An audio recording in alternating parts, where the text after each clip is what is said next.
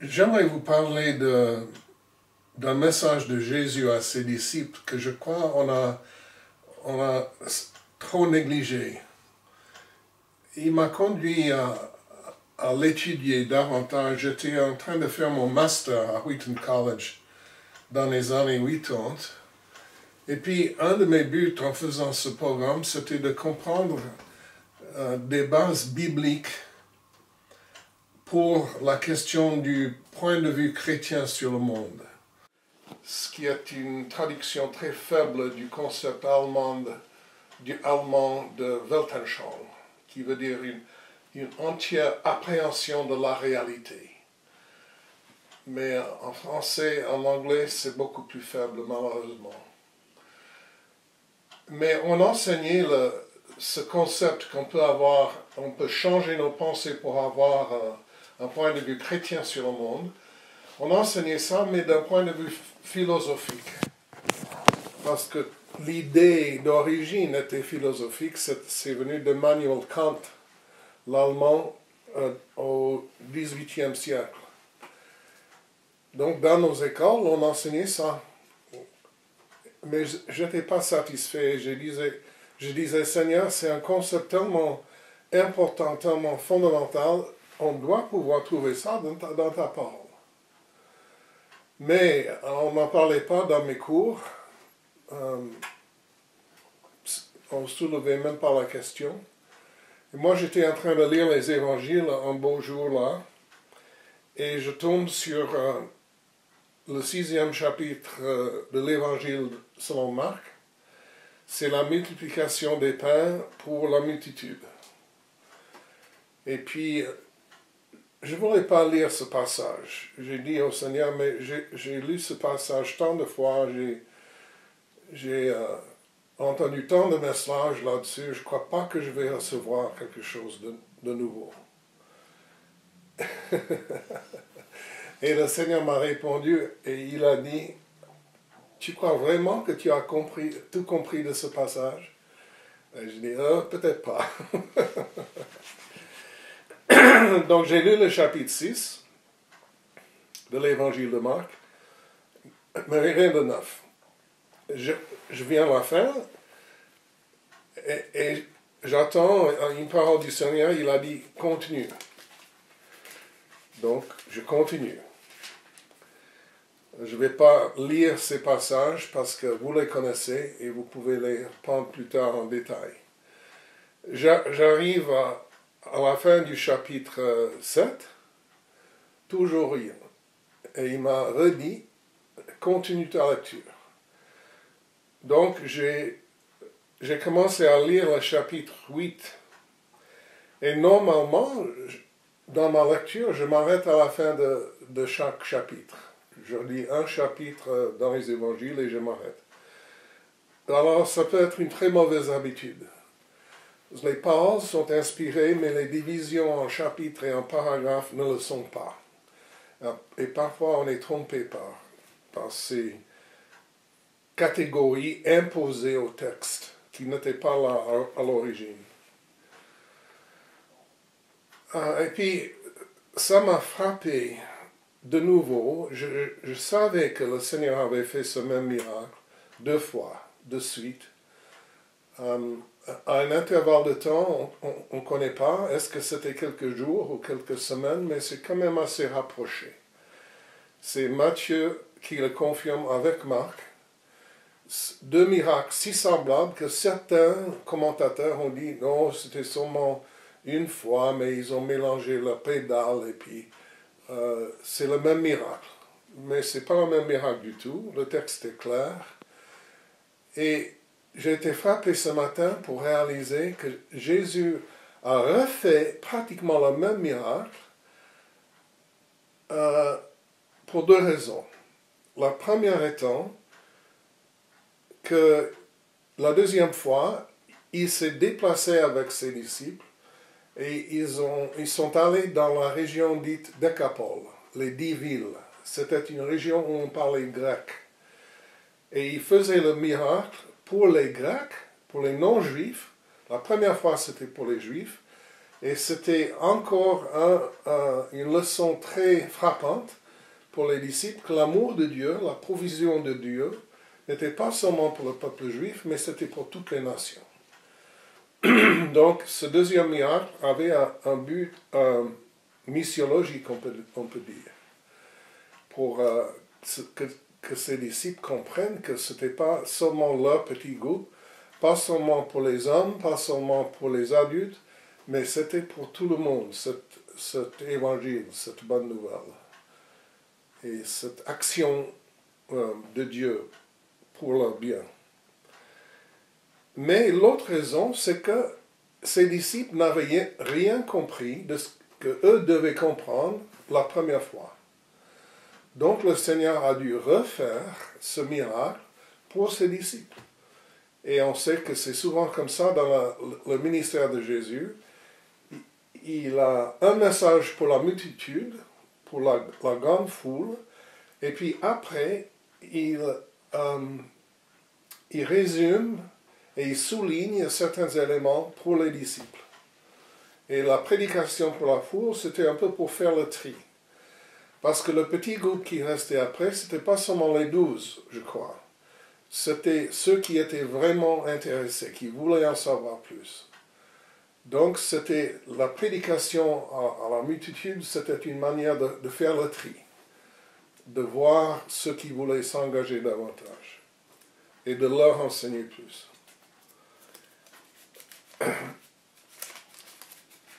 Donc, avec cette révélation grandissante en moi, je lis le chapitre 8 de Marc. Et j'ai été frappé par un passage négligé parce que souvent on s'arrête avec le miracle.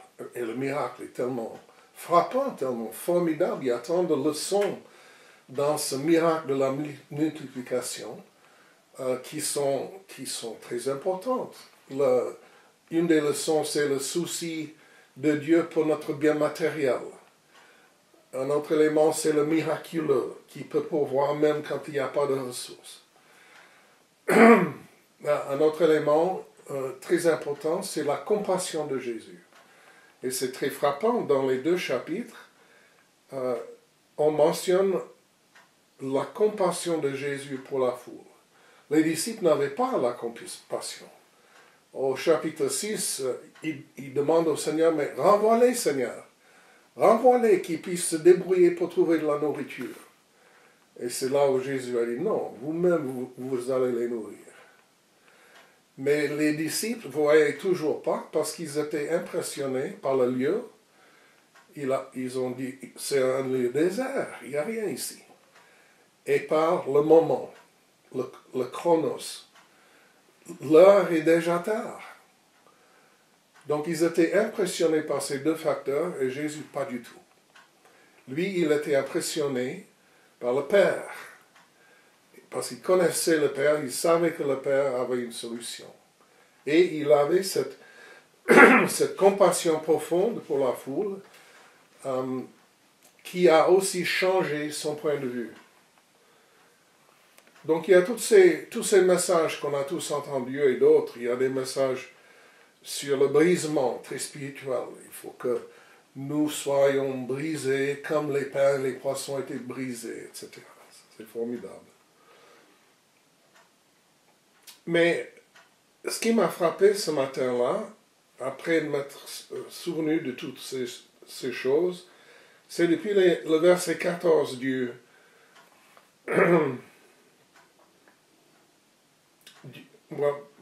mentionnant dès le verset 10. La foule est nourrie, les disciples ont participé à ce miracle une deuxième fois, ils n'ont toujours rien compris. Ils montent dans la barque et les pharisiens arrivèrent là. Ils voulaient discuter avec Jésus et pour lui demander un signe venant du ciel. Moi, je me suis toujours fâché avec ces pharisiens parce qu'ils allaient vers Jésus juste après un miracle pour demander un miracle. Et je me suis dit, mais qu'est-ce qu'ils ont? On va arriver à ce point-là, c'est très important. Et puis Jésus est mécontent avec eux, mais dans la barque, Jésus leur dit une chose. C'est un avertissement très fort. Il a dit aux disciples, attention, méfiez-vous du levain des pharisiens et du levain de Hérode. Et les disciples pensaient que, il a réalisé que nous n'avons pas pris de pain. Et ce sont des jeunes hommes en sortie d'évangélisation. Ils ont faim, ils savent que Jésus est moins intéressé au repas suivant que eux. Et puis, ils ne sont pas contents qu'ils n'ont pas pris de pain et des poissons avec eux. Mais Jésus se fâche avec eux. Pourquoi raisonnez-vous sur le fait que vous n'avez pas de pain? Ne comprenez-vous pas et ne saisissez-vous pas encore? Avez-vous encore le cœur endurci? Vous avez les yeux et ne voyez pas, vous avez les oreilles et vous n'entendez pas? Ne vous rappelez-vous pas? Quand j'ai rompu les 5 pains pour les 5000 hommes, combien de paniers pleins de morceaux avez-vous emporté? Et on doit avoir pitié pour les disciples parce que eux, ils discutaient entre eux pour le repas suivant. Et puis leur maître bien-aimé se fâche avec eux. Et ils ne savent pas pourquoi. Mais on veut lui faire plaisir, donc on lui donne la bonne réponse. 12 paniers. Et quand j'ai rompu les 7 pains pour les 4000 hommes, combien de cordées pleines de morceaux avez-vous emporté? 7, répondirent-ils. Et il leur dit, comment se fait-il que vous ne comprenez pas encore? Et moi, j'étais arrêté par l'esprit en ce moment-là, parce que moi, je ne comprenais pas encore non plus. J'avais relu ces chapitres, je ne sais pas combien de fois, mais je ne comprenais pas plus que les disciples. Et c'est là où je suis allé au passage parallèle en Matthieu, et c'est ce qu'il faut toujours faire dans les évangiles.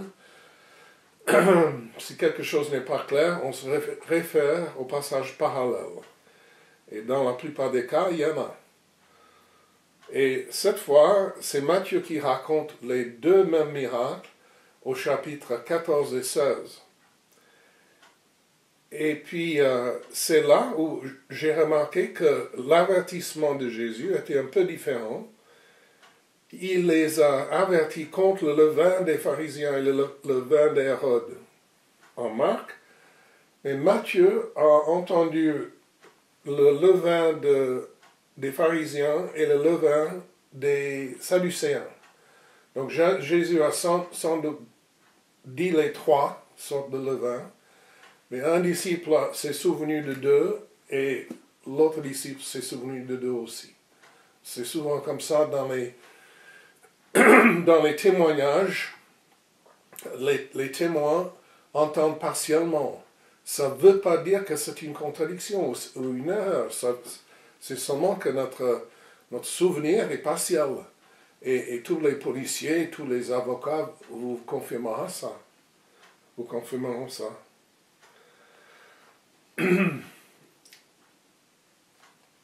Donc, c'est cet avertissement contre 3 sortes de levain. Mais qu'est-ce que ça veut dire? Et c'est Matthieu qui nous le dit. Au verset 1, dans le chapitre 16. Il a dit, ils ont compris, peut-être un peu plus tard, que le levain, c'est l'enseignement. Donc Jésus leur avertit contre 3 types d'enseignement. Et il donne une comparaison formidable, brillante. Il compare l'enseignement qu'on reçoit à le levain.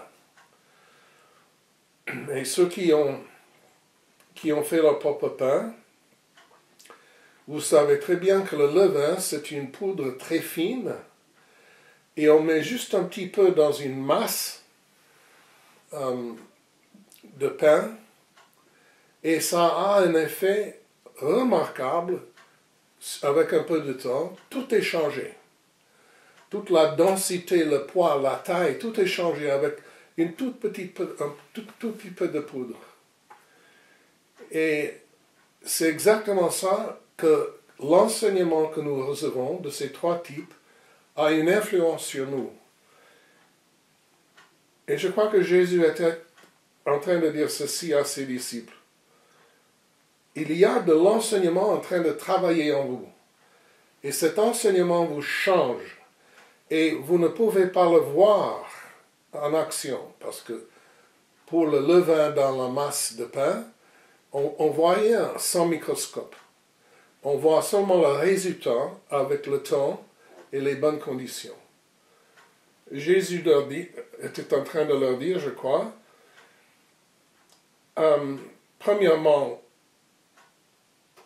vous ne pouvez rien apprendre avec le cœur endurci. Et si vous voulez comprendre des choses, il faut commencer avec le cœur, pas avec la tête.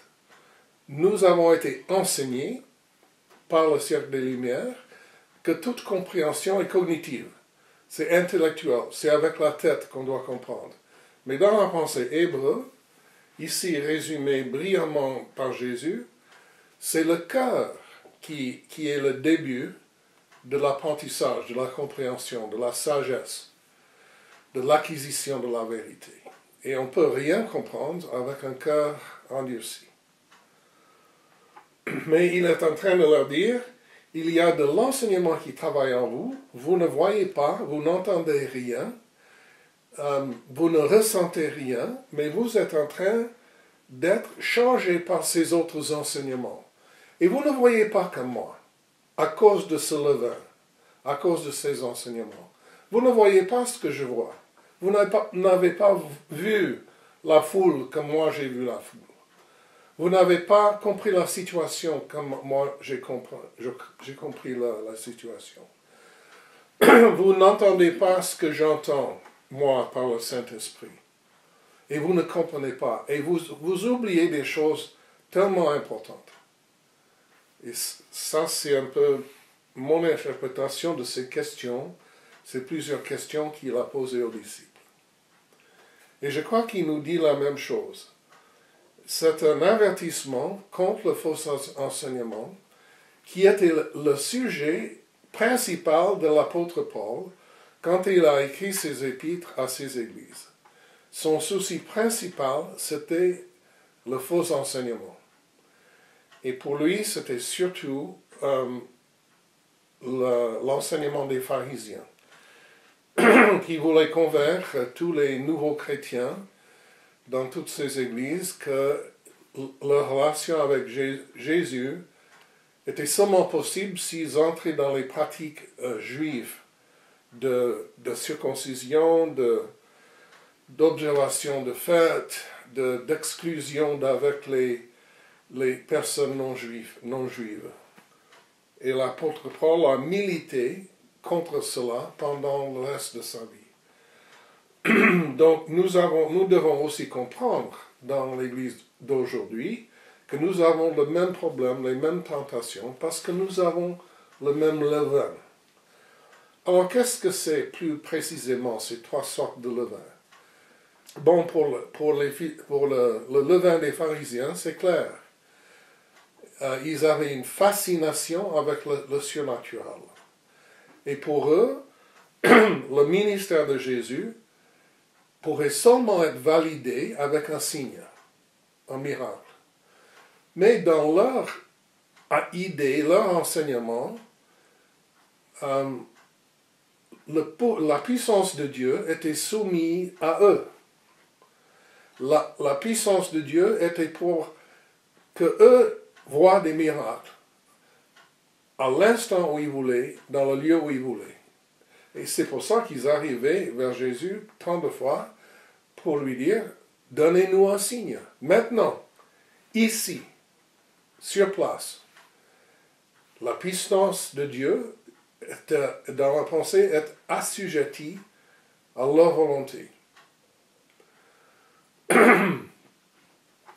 Et nous avons cette tendance très forte dans l'Église aujourd'hui.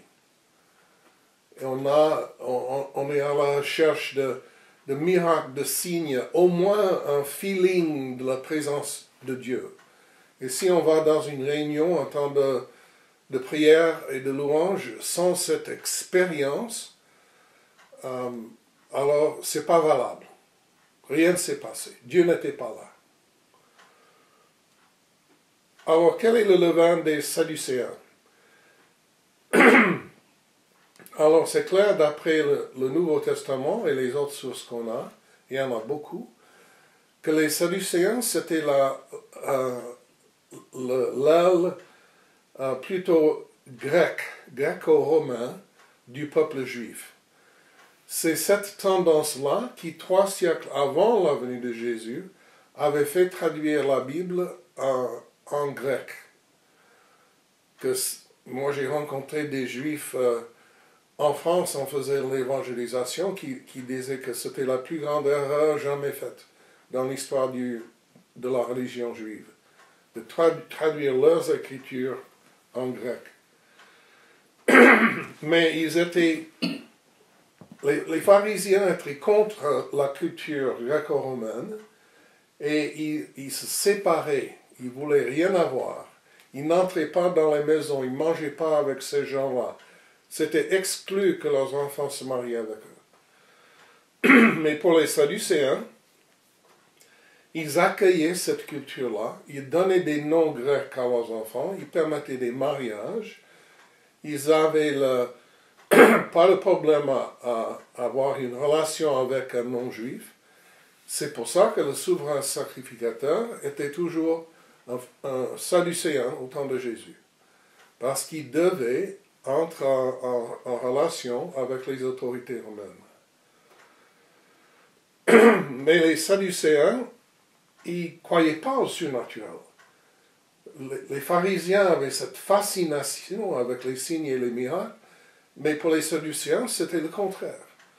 Ils ne croyaient pas aux miracles, ils ne croyaient pas aux anges, ils ne croyaient pas à la résurrection, ils croyaient à l'inspiration des 5 premiers livres de la Bible seulement, et ce qui comptait pour eux, c'était des explications. Et ça, on voit dans les fois où eux, ils se sont approchés de Jésus, ils ne demandaient pas des signes, ils demandaient des explications. Comme la fois où ils sont venus vers Jésus pour demander, mais un couple était marié, mais le mari est décédé, donc la femme s'est mariée avec son frère, mais le frère est décédé. Donc elle s'est mariée avec le frère suivant. Et pour finir, elle s'est mariée avec les 7 frères. Et chacun est décédé. Elle devait être très mauvaise cuisinière. Mais la question nucléaire, et les pharisiens n'avaient jamais arrivé à répondre à cette question, elle sera la femme de quel frère dans la résurrection? C'était pour leur dire qu'ils ne croyaient pas à la résurrection. Et les pharisiens ne pouvaient pas répondre. Mais Jésus avait une réponse qui les a arrêtés, qui les a cloués sur place. Il a dit dans la résurrection, on ne se marie pas et on n'est pas donné au mariage. Mais Dieu n'est pas le Dieu des morts, mais des vivants. Il ne savait pas quoi dire. Et le texte nous dit qu'après ça, il n'osait plus lui poser des questions.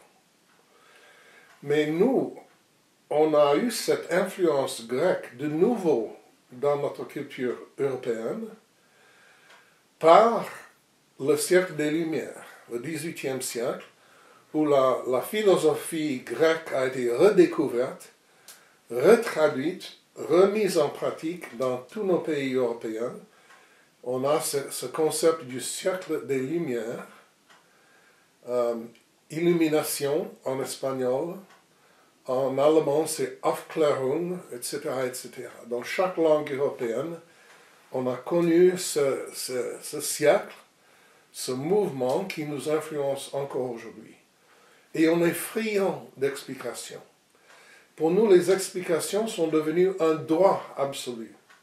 Et on a fait des explications, on a fait de notre compréhension, même une condition d'obéissance. On a l'impression qu'on doit faire quelque chose pour le Seigneur, et on essaie de comprendre comment ça va marcher. Et si on ne comprend, on ne fait rien. On attend la compréhension. Parce qu'on a fait de notre compréhension la condition de l'obéissance. Ce qui veut dire que l'action de Dieu est soumise à mon intelligence. Ça veut dire que moi je limite d'une façon horrible l'action de Dieu parce que c'est limité à ma petite compréhension, à ma petite expérience, à ma petite intelligence. De la même manière que les pharisiens limitent l'action de Dieu en ce moment, en ce lieu, les Sadduciens limitent l'action de Dieu à quelque chose qu'eux peuvent comprendre. Je ne sais pas combien de fois j'ai eu un ancien étudiant venir vers moi en disant « Oui, tu sais Tom, je pense peut-être que j'ai eu un appel missionnaire pendant qu'on a fait cette école au Châtelet-Laubé. Et le Seigneur parlait de la mission, mais moi je ne voyais pas comment ça pourrait marcher. On était mariés, il y avait le premier enfant en route, il n'y avait pas de solution financière que je pouvais voir, et puis j'ai jamais rien fait. Il le dit, plusieurs me l'ont dit, ils l'ont dit chaque fois avec un grand regret. Ils ont attendu de comprendre avant d'agir, et ils n'ont jamais rien fait pour la volonté de Dieu.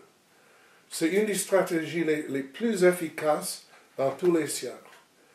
C'est d'assujettir la parole de Dieu à notre raisonnement. Ça a commencé avec Abélard à l'Université de Paris, au XIIe siècle, et puis il y a eu toute une progression après. On ne va pas entrer dans le détail. Mais ça passe par le cercle des Lumières. Un des symptômes de ce levain des Sadduciens est le suivant. Dans beaucoup de nos églises, on prêche l'équilibre, qu'on doit être équilibré dans tout ce qu'on fait. Et ça veut dire qu'on ne peut pas être extrême. Il faut éviter des extrêmes. J'ai entendu quelqu'un j'aime enseigner une fois que la vérité se trouve au milieu de deux extrêmes. Le problème avec ça, c'est que si tu définis les deux extrêmes, c'est toi qui décides ce qui est juste, où se trouve la vérité au milieu. Ou si tu décides qui a raison, alors automatiquement tu décides qui est extrême. Et tout ce qui est extrême est mauvais. Donc, ce que ça veut dire, c'est extrême et la personne extrémiste et la personne qui aime Jésus plus que moi. Et de partir en mission, de renoncer à un salaire normal, c'est extrême, donc ça doit être faux. Et ça a commencé à me déranger. C'était dans les années 80, je crois, 90 peut-être, qu'on a beaucoup parlé de ça dans les églises. J'ai vu dans nos écoles que parfois on passait une semaine entière à enseigner sur l'équilibre. Et j'ai commencé à chercher, à approfondir la question. D'où est venue cette idée d'équilibre, que nos vies doivent absolument être équilibrées? Alors, ça semble à première vue être raisonnable. Bien sûr, il faut un équilibre. Bien sûr, les extrêmes peuvent être dangereuses. Mais ça a été confirmé au Musée national de Prangin, pas loin de Genève, ici, où ils ont une pièce entière consacrée à l'idée de l'équilibre au cercle des Lumières. C'est une idée grecque. C'est un enseignement sadducéen. Et c'est ce qu'ils enseignaient les Grecs. La vie doit être équilibrée. Donc ils avaient des vies rythmées tous les jours par l'exercice physique, la musique, la littérature, la poésie, les discussions politiques, etc., etc. C'était une vie très équilibrée pour les hommes fortunés. Pour le 60% de la population esclave, ce n'était pas équilibré du tout. Pour les pauvres et les femmes, on parle de la démocratie venant de la Grèce, mais les femmes n'avaient pas le droit de vote, ni les esclaves. Donc pour moi, ce n'est pas une démocratie, cela. Et ce n'était pas vraiment équilibré. Mais on a importé cette idée en Europe, et c'est pour ça qu'on aime beaucoup visiter ces châteaux et ces maisons de maîtres, parce que même l'architecture est faite selon cette idée d'équilibre. Il y a des proportions mathématiques dans l'architecture, dans la musique, dans les jardins. Les journées aussi étaient rythmées par l'exercice physique, la musique, des discussions de politique, etc., etc., etc. Encore une fois, c'était pour les personnes aisées. Les pauvres, ils ne se souciaient pas de l'équilibre, ils se souciaient de pouvoir nourrir leur famille tous les jours. Ce n'est pas évident au XVIIIe siècle. Mais cette idée est venue dans nos églises sans même qu'on réalise que c'est un enseignement grec. Et ce n'est pas biblique. Montrez-moi une personne dans la Bible ou dans l'histoire de l'Église qui a fait avancer le royaume, qui a eu la vie équilibrée. C'était tous des extrémistes, ils étaient tous considérés comme des fous à leur époque. Et si nos vies sont en équilibre parfait avec la culture environnante, on peut être sûr d'une chose. On n'est pas en train de porter notre croix tous les jours et suivre Jésus. Parce que lui, il n'était pas en équilibré non plus. Et le jour où il a été entraîné à la croix, que nous allons bientôt fêter à Pâques, on va s'en souvenir, ce n'était pas une journée équilibrée. La terre a tremblé et a rendu les morts. Le ciel s'est voilé la face. Le rideau du temple a été déchiré en deux. Ce n'était pas une journée équilibrée. Et il nous appelle à le suivre avec notre croix. Et ce n'est pas en essayant de rester équilibré avec tout le monde qu'on va faire ça. Bien sûr, si on veut pouvoir communiquer avec nos voisins, il faut qu'ils puissent comprendre que nous sommes des personnes en qui ils peuvent avoir confiance. C'est pour ça que j'ai des géraniums devant ma porte d'entrée.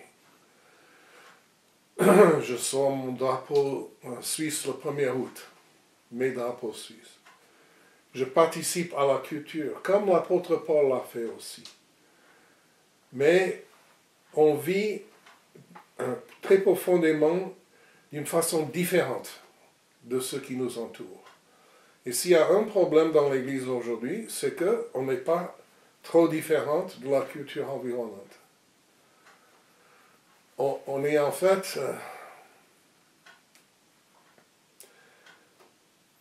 on a pris trop des caractéristiques de Babylone. Et comme un ami a écrit récemment, finalement, on ne se sent pas si mal ici à Babylone. On est content avec l'exil.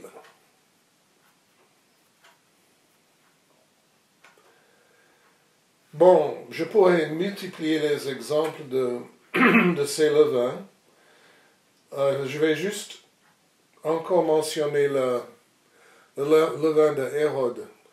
Hérode, c'était qui? C'était le roi, le dictateur, l'homme fort de la culture, avec le pouvoir de la vie et de la mort. Donc pour moi, Hérode représente l'enseignement de notre culture, qui est l'enseignement le plus profond que nous allons jamais recevoir dans nos vies entières. C'est ce qu'on apprend de nos parents et nos grands-parents en tout petit.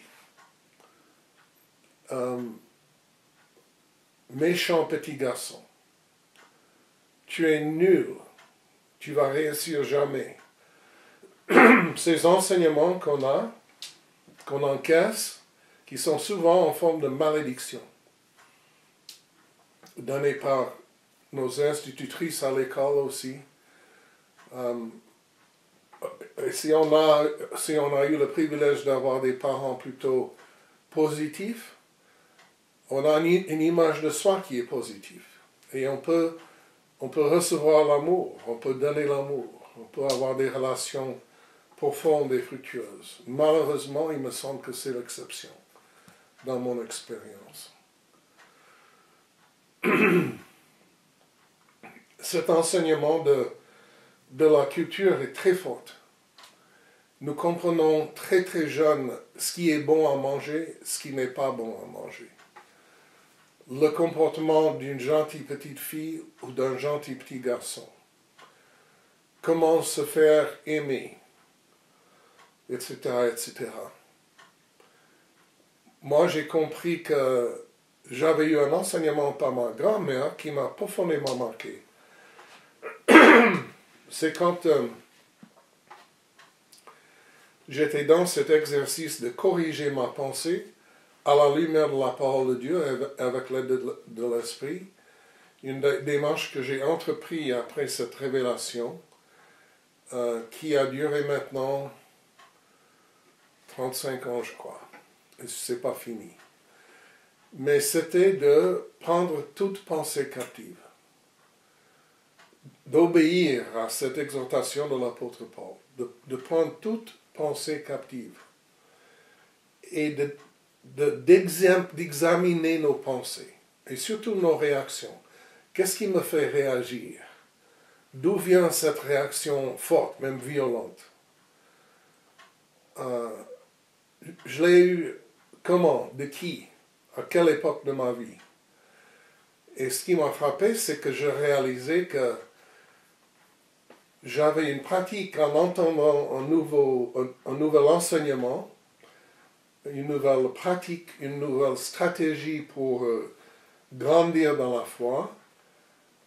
J'avais toujours la même réaction en moi. Ah, on peut essayer toute chose une fois. On peut essayer toute chose une fois. Et donc, j'essayais cette nouvelle pratique qui m'a été recommandée par quelqu'un, que j'ai lu dans un livre, sur la lecture biblique, ou sur comment prier, ou comment louer, enfin, toutes ces choses-là. Le jeûne, la dîme, tout ça, j'ai dit, on peut essayer toutes choses une fois. Mais quand j'ai réfléchi, j'ai réalisé, ça, c'est pas du tout biblique, et c'est une idée très bête. Avec tout l'amour et le respect que je dois à ma grand-maman, c'est elle qui répétait cela tout le temps, et moi je l'avais encaissé dès l'âge où je pouvais marcher. Alors, pour elle, ce principe a fonctionné parce qu'elle est née avant le début du XXe siècle, sur la prairie en Illinois. Il n'y avait pas beaucoup de choses à essayer à l'époque.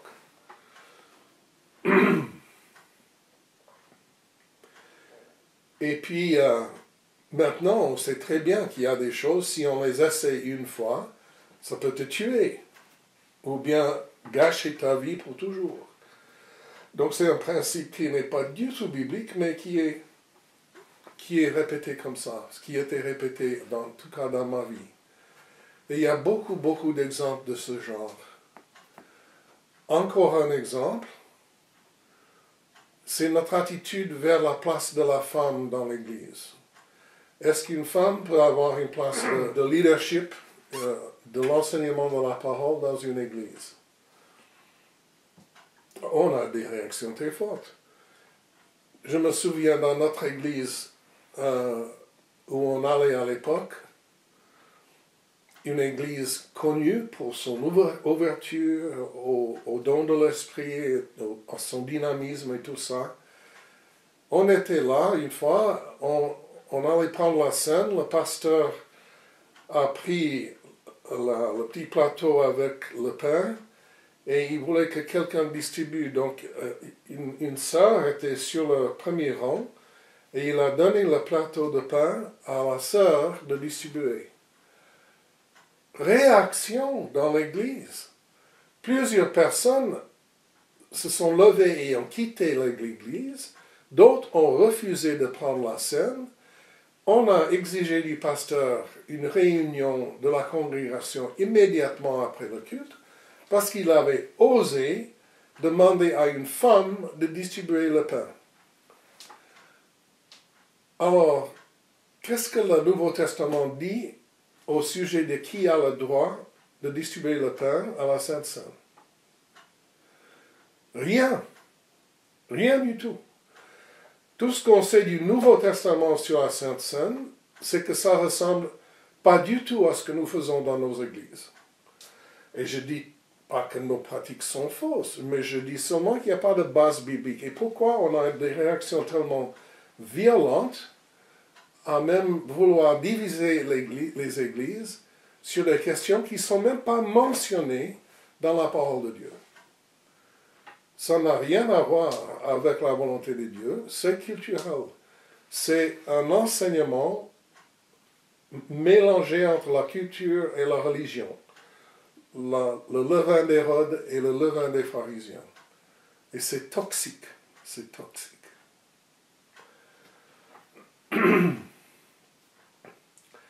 Il y a un petit passage qui illustre merveilleusement bien le pouvoir du levain dans nos vies.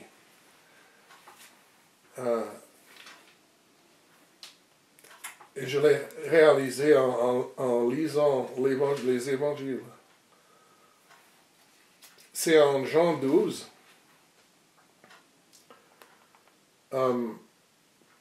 au verset 28,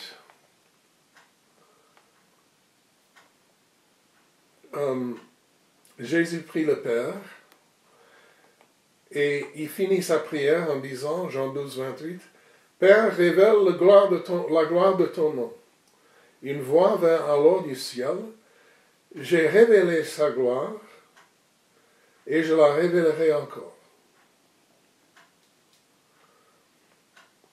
Mais c'est le verset 29 où on voit la réaction très intéressante.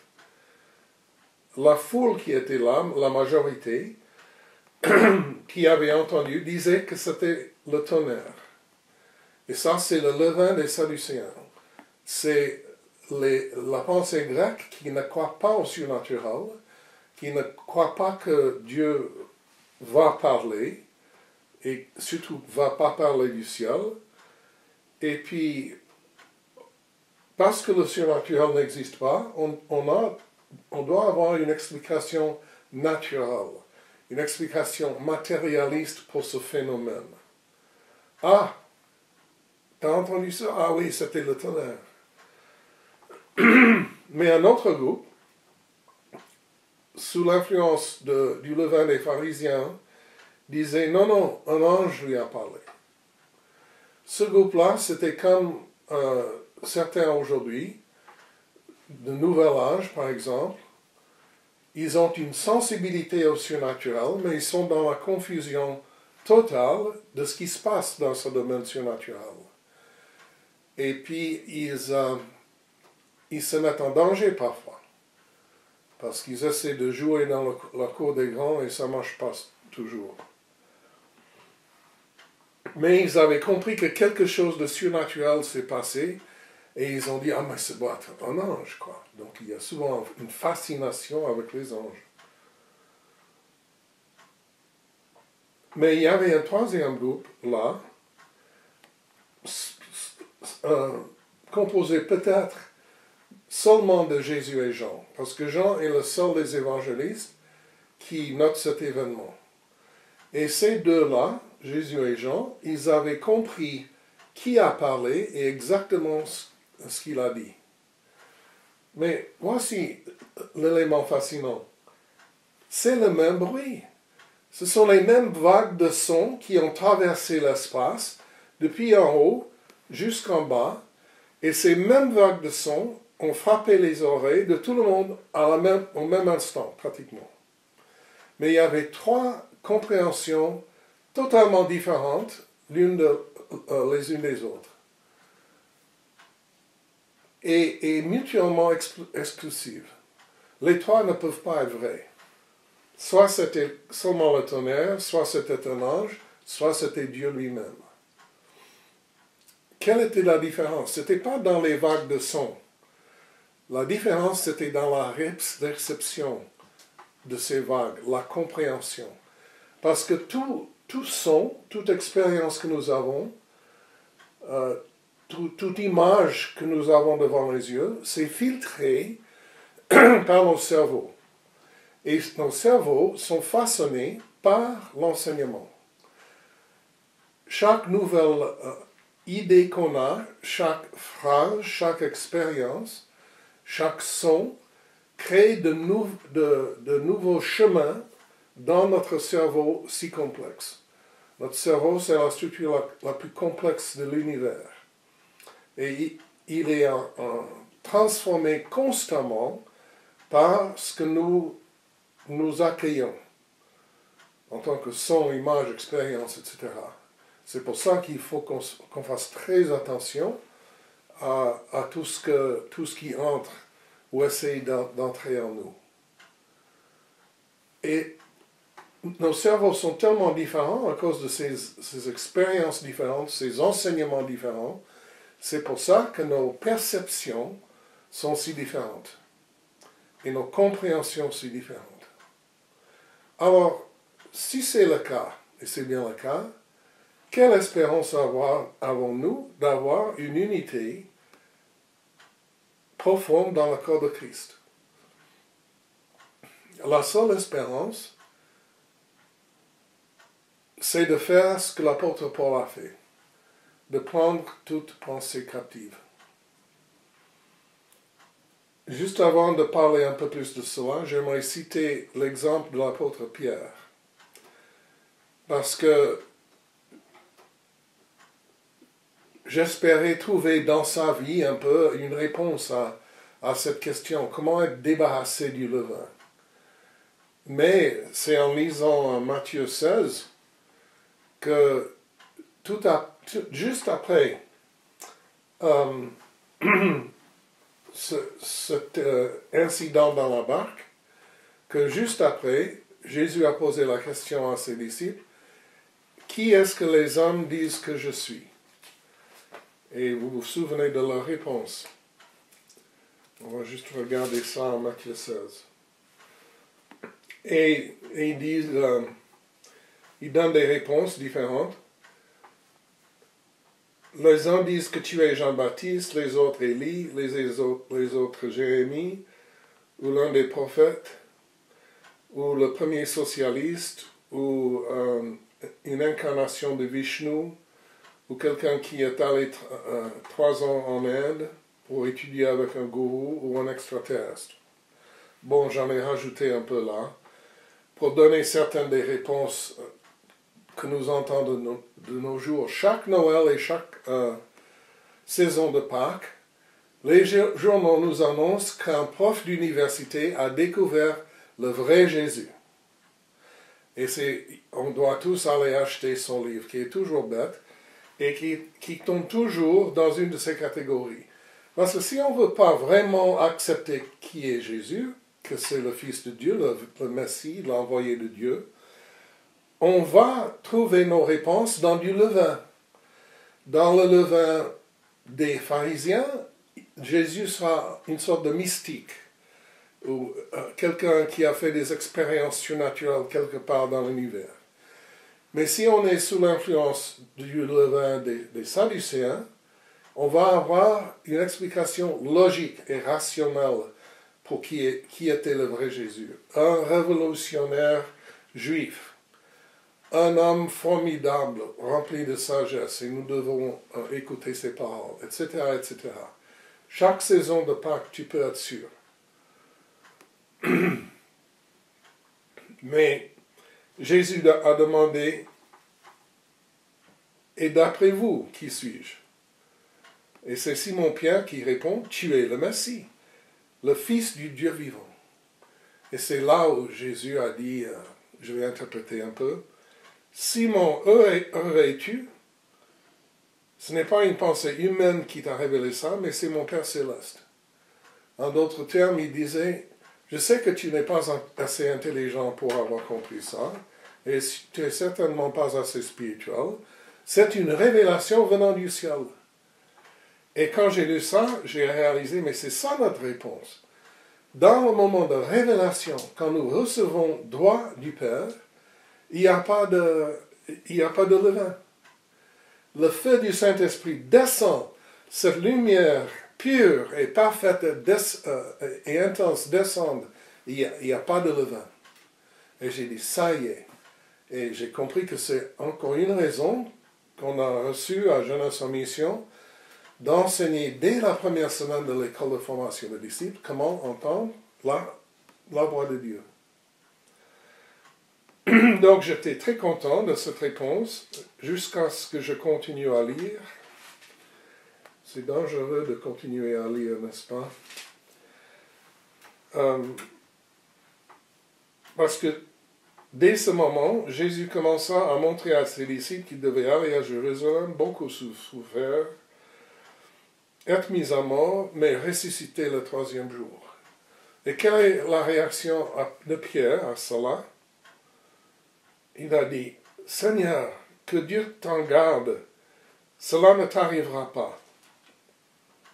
Et Jésus se retourne, comme vous le savez, il dit à Pierre, arrière, Satan, tu es un piège pour moi, car tes pensées ne sont pas les pensées de Dieu, mais celles des hommes. En d'autres termes, tu réagis d'après le levain des pharisiens. Ton enseignement, la pensée des hommes, tu me répètes, ce ne sont pas les pensées de Dieu.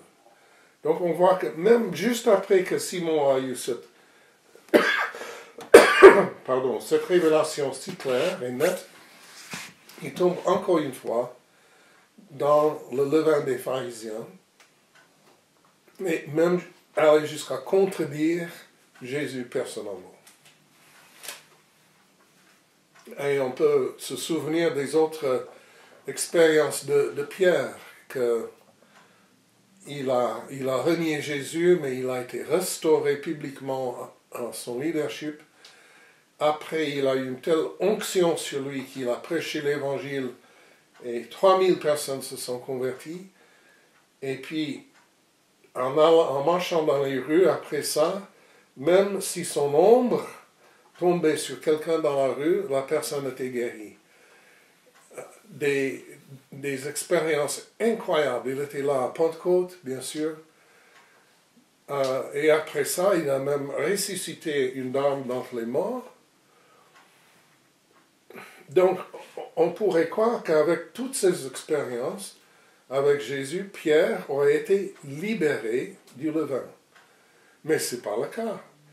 On lit dans le livre des Actes qu'il est là sur le toit d'un bâtiment en attendant le repas de midi. Et puis il voit une vision céleste d'une nappe qui descend et c'est rempli d'animaux impurs. Et une voix vient du ciel en disant, lève-toi Pierre, tue et mange. Et il a dit, non Seigneur, c'est un nom très fort dans le grec. J'ai jamais mangé quelque chose d'impur depuis ma jeunesse. Il dit non Seigneur, il reconnaît cette voix. Il sait qui a parlé. Et quelle est sa réponse? Non. C'est pas selon mon enseignement.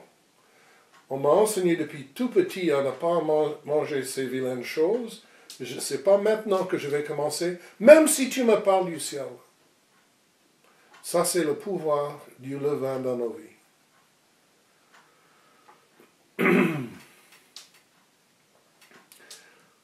Le levain en nous est si fort que si Dieu parle du ciel,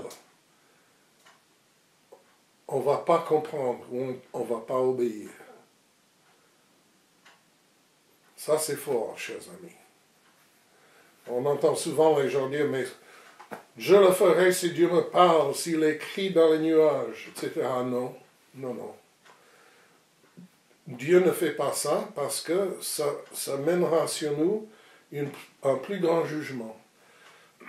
Si Dieu faisait des choses si clairement, il voile sa volonté souvent pour nous protéger, parce qu'il sait que notre tendance sera la désobéissance.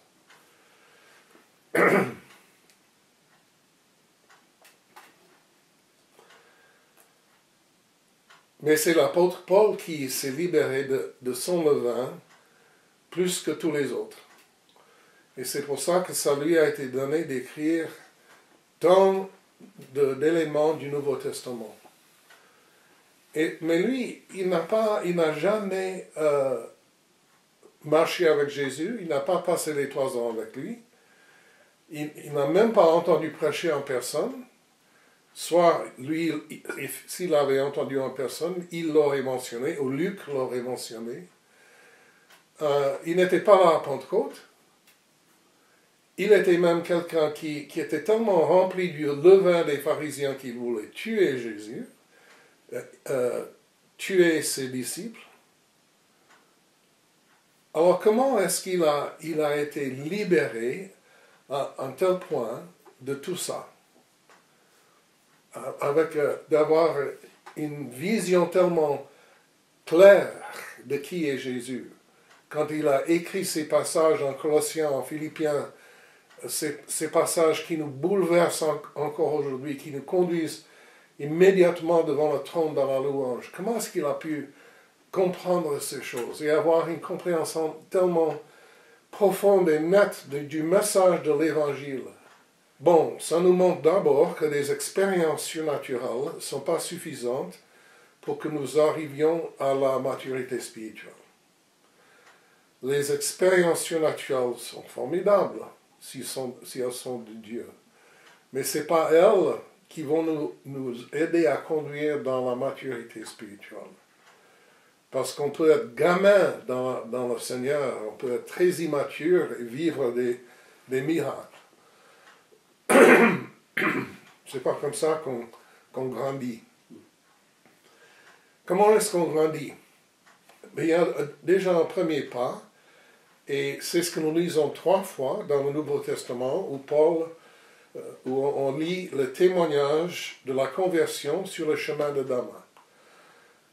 Paul est frappé, il tombe par terre, il est aveuglé, une voix vient du ciel et lui parle, et il est entraîné à Damas, et il reste là dans les ténèbres, ne pouvant pas voir pendant 3 jours. Personne n'osait s'approcher de lui parce qu'il savait qu'il venait pour les emprisonner. Qu'est-ce qu'il pensait pendant ces 3 jours dans le noir? Il ne nous le dit pas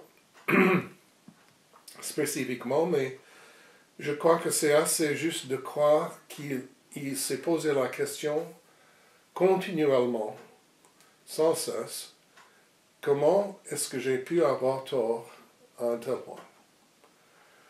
Moi qui avais mémorisé les 5 premiers livres de la Bible avant l'âge de 13 ans, moi qui avais mémorisé le reste de la Bible après, moi qui connaissais par cœur tous les passages sur la venue du Messie, il est venu pendant 3 ans et je l'ai raté. Et j'ai même persécuté ses disciples. Comment j'ai pu avoir tort à un tel point? Bon, ça c'est le premier pas. C'est d'admettre qu'on ne voit pas.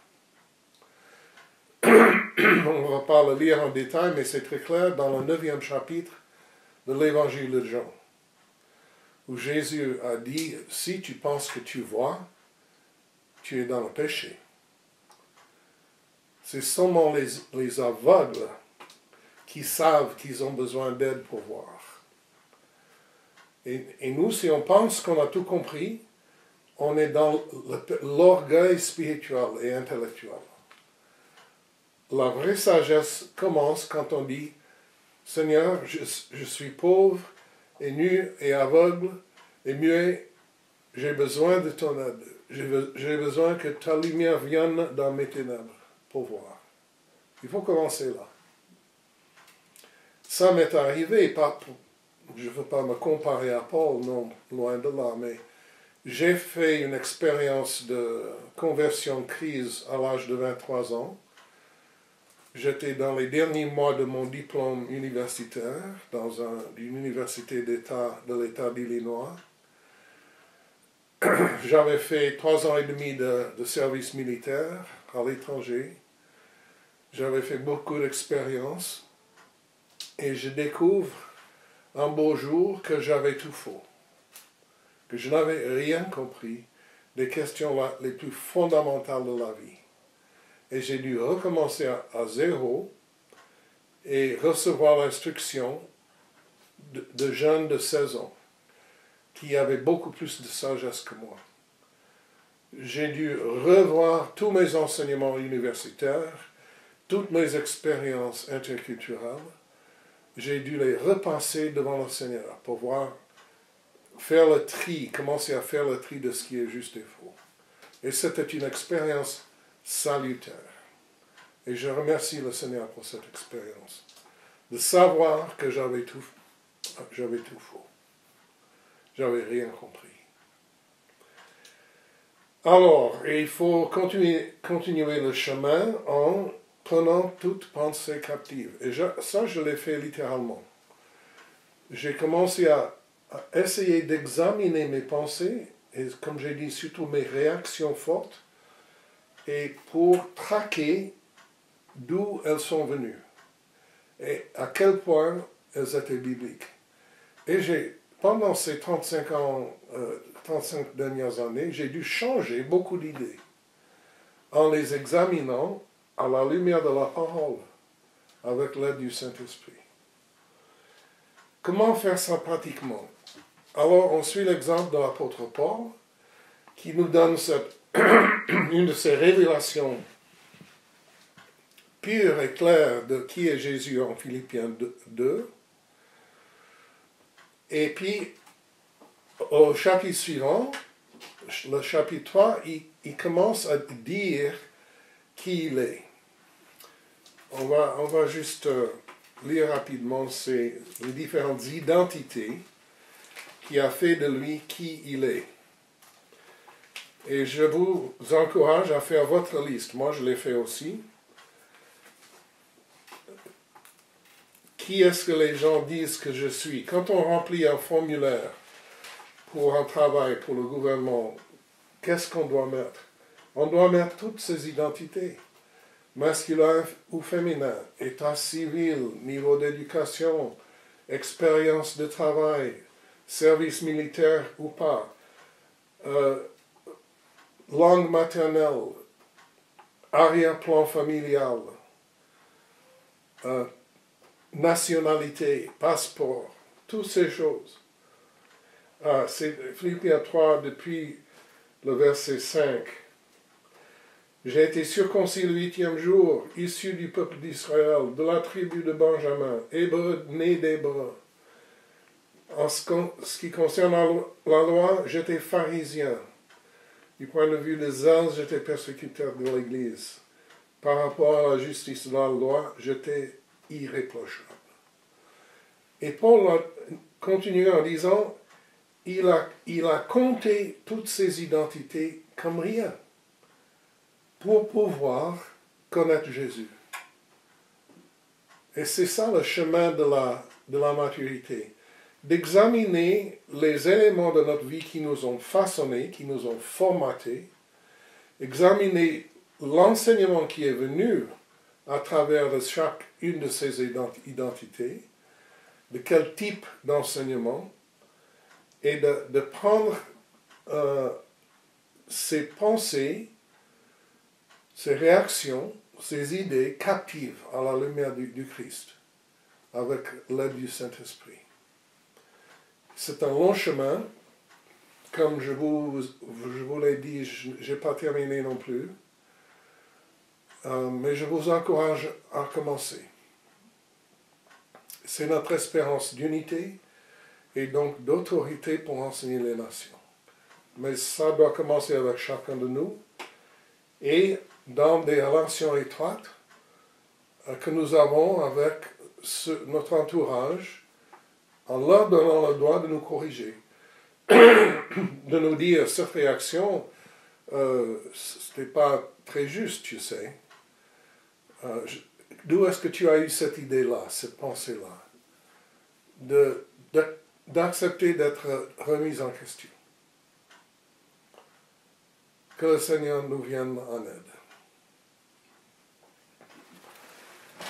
J'aimerais juste mentionner aussi mon livre, parce que je crois que dans les années difficiles qui sont devant nous, ce petit livre va devenir de plus en plus important. Il contient des enseignements sur des éléments très pratiques et fondamentaux de la vie chrétienne, comme comment retrouver son espérance et comment faire grandir son espérance. Comment faire grandir notre foi, parce que la foi est l'autorité de Dieu. Comment en avoir davantage de cette autorité? Et aussi, comment entrer dans l'obéissance joyeuse. Pas une obéissance en grinçant les dents, une obéissance légaliste, mais une obéissance joyeuse. Et pourquoi l'apôtre Paul dit, le plus grand de tous, c'est l'amour.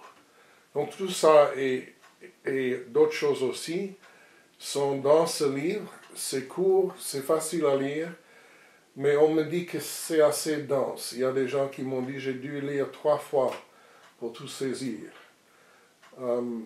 Donc je vous le recommande, parce que je crois que ces enseignements que j'ai récoltés depuis 40 ans d'enseignement vont vous aider à pas seulement survivre les 7 années difficiles, mais à surmonter les difficultés et devenir des sources d'aide et d'espérance pour d'autres. Merci.